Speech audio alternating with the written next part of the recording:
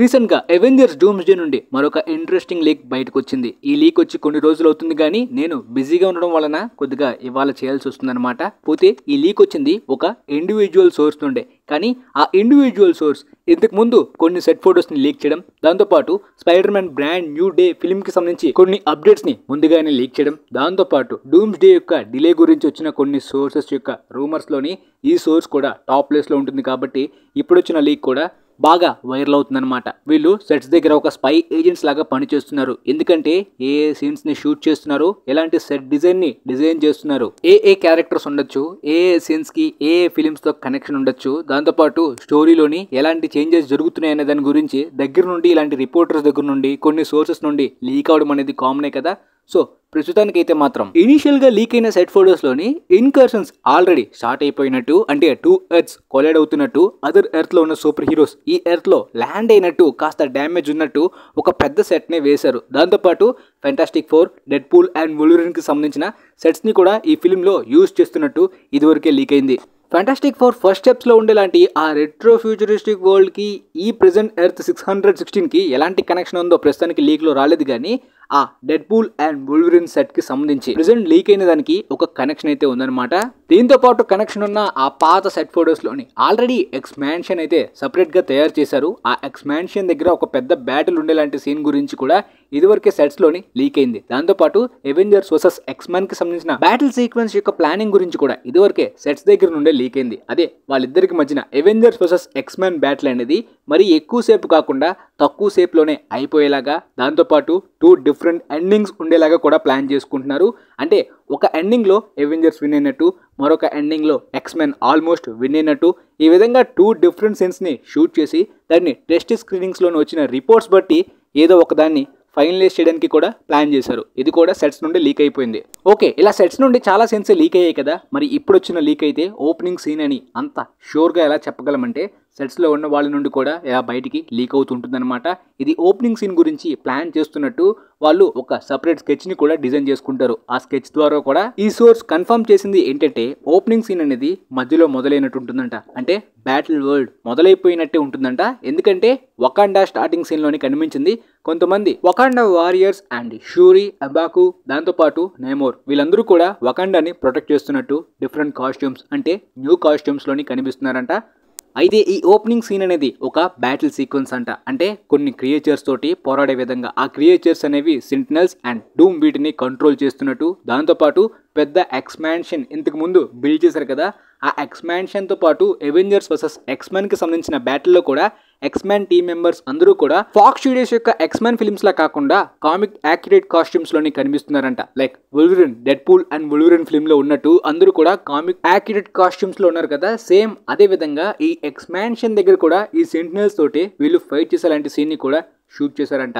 ఇదేంటి, ఈ డూమ్ కంట్రోల్ చేసే సెంటినల్స్ వకాండా దగ్గర అండ్ ఎక్స్మాన్షన్ దగ్గర 2 డిఫరెంట్ సీన్సా? అంటే ఓపెనింగ్ సీన్స్ ఈ 2 టీమ్స్ ఫైట్ చేస్తున్నట్టు షూట్ చేస్తున్నారనే డౌట్స్ కూడా రావచ్చు. పోతే ఈ సోర్స్ ద్వారా చెప్తుంది ఏంటంటే ఆ 2 కూడా ఒకే దగ్గర చోట అయ్యి ఉండే అవకాశం కూడా ఉందంట.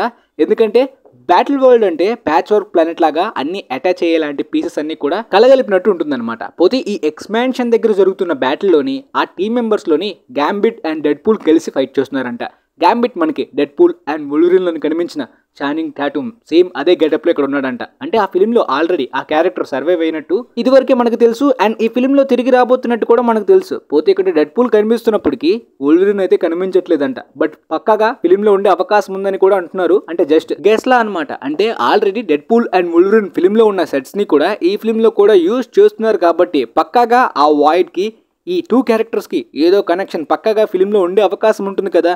దాంతోపాటు షాకింగ్ ఏంటంటే ఈ మ్యాన్షన్ దగ్గర ఈ ఎక్స్మెన్ టీమ్ ని లీడ్ చేసేది ప్రొఫెసర్ ఎక్స్ కాదు, వొల్వరిన్ కాదు, గ్యాంబిట్ అండ్ డెడ్ పూల్ కూడా కాదు, షాంగ్-చి అండ్ ఇన్విజిబుల్ ఉమెన్ ఈ టీమ్ ని ఇక్కడ లీడ్ చేస్తున్నట్టు ఉందంట. ఈ 2 క్యారెక్టర్స్ కి అంత స్ట్రాంగ్ కనెక్షన్ లేదు, సంబంధమే లేదు. వీళ్ళిద్దరూ టీమ్ ని లీడ్ చేయడం ఏంటి, అది కూడా వకాండా దగ్గర ఎక్స్మాన్షన్ ఏంటి, అసలు ఇది ఓపెనింగ్ సీక్వెన్స్ ఏనా, ఏమాత్రం కూడా అర్థం కావట్లేదు. మేబీ మధ్యలో ఏదైనా సీన్ కి సంబంధించి 2 డిఫరెంట్ సీన్స్ ని ఓపెనింగ్ సీన్ అనుకుంటున్నారేమో అని కూడా మీకు డౌట్ రావచ్చు.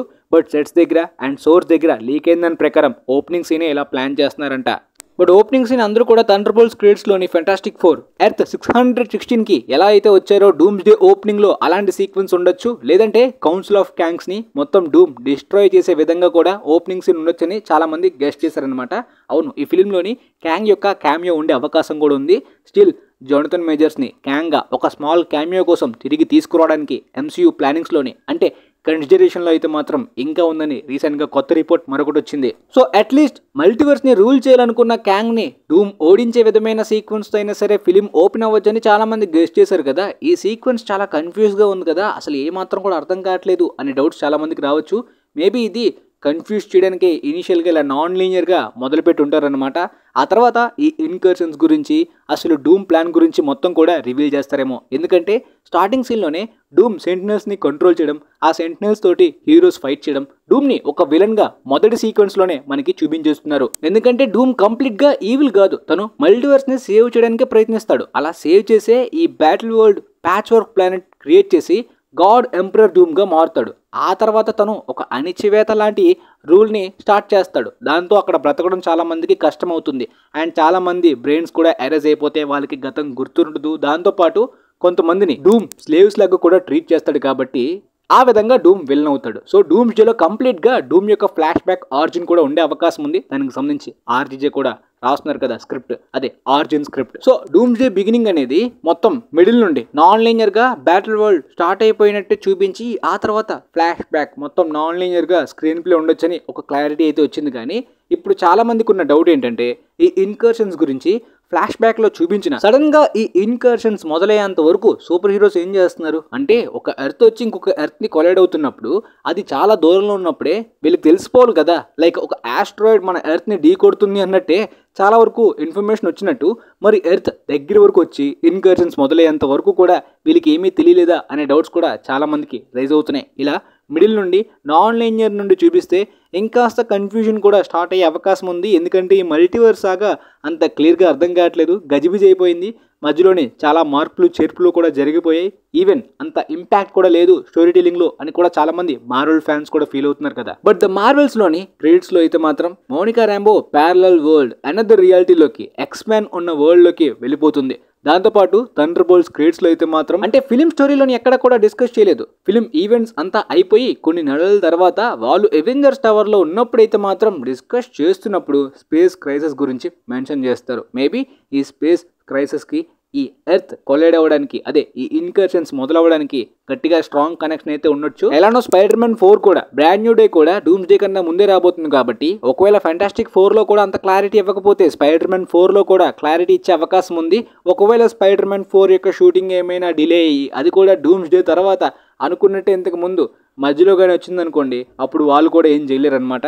ఓకే, ఇక ఫైనల్గా ఈ ఓపెనింగ్ సీన్కి ఒక స్మాల్ హింట్ ఇంతకు ముందు కెవిన్ ఫీజ్ ఇచ్చిన దానికి కాస్త కనెక్షన్ ఉన్నట్టు అనిపిస్తుంది. అదేంటంటే ఈ డూమ్స్డే ఫిలింలోని ఈ వకాండా వారియర్స్ కానీ, దాంతోపాటు థండర్బోల్ట్స్ కానీ, ఎక్స్‌మ్యాన్ కానీ, ఫెంటాస్టిక్ 4 కానీ, అవెంజర్స్ టీమ్స్ కానీ వీళ్ళందరూ కూడా కలిసి డాక్టర్ డూమ్ని ఈ ఫిలింలో ఎదుర్కోబోతున్నారని చెప్పాడనమాట. సో దాని ప్రకారం ఓపెనింగ్ సీన్లోని వకాండా వారియర్స్తో పాటు ఎక్స్‌మ్యాన్ టీమ్ని చూపించారు. అండ్ దాన్ని లీడ్ చేసేది ఫెంటాస్టిక్ 4 ఇన్విజిబుల్ మెన్. సో ఈ విధంగా వీళ్ళందరూ కూడా కలిసి డూమ్ని ఎదుర్కోవడానికి ప్రయత్నించి maybe same infinity war ending లోనే డూమ్స్డే ఎండింగ్ లో కూడా ఓడిపోతారు. ఆ తర్వాత సీక్రెట్ వార్స్. సో ప్రస్తుతానికైతే మాత్రం ఓపెనింగ్ సీన్ ఈ విధంగా ఉంటుందో మీకైతే వచ్చిన లీక్ గురించి అర్థమైంది అనుకుంటా.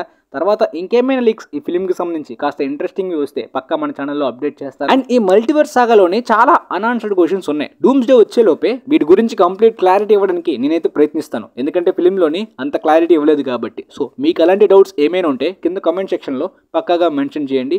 ఈవెన్ ఫెంటాస్టిక్ 4 రిలీజ్ అయిన తర్వాత ఏమైనా కొత్త డౌట్స్ వచ్చినా పక్కాగా నేనైతే క్లారిటీ ఇవ్వడానికి ప్రయత్నిస్తాను. వీలైతే ఈ వీడియోస్ మీ ఫ్రెండ్స్లో ఉన్న వాళ్ళకి కూడా షేర్ చేయండి. మేబీ వాళ్ళకి కూడా యూజ్ అవ్వచ్చని అనుకుంటున్నాను.